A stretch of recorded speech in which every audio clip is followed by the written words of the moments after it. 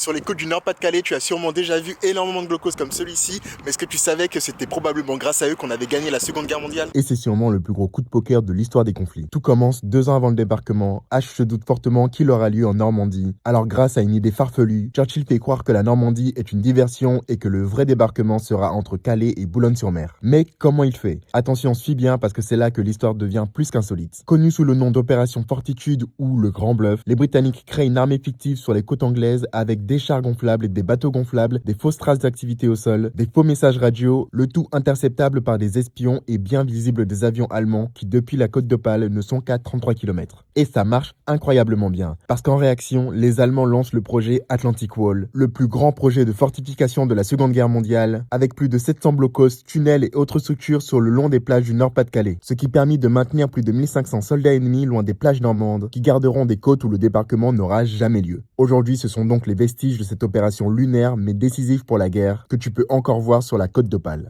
Je suis Nableson et je te raconte plein d'histoires comme celle-ci sur le Nord-Pas-de-Calais, alors si tu as aimé, like et abonne-toi. Tchuss!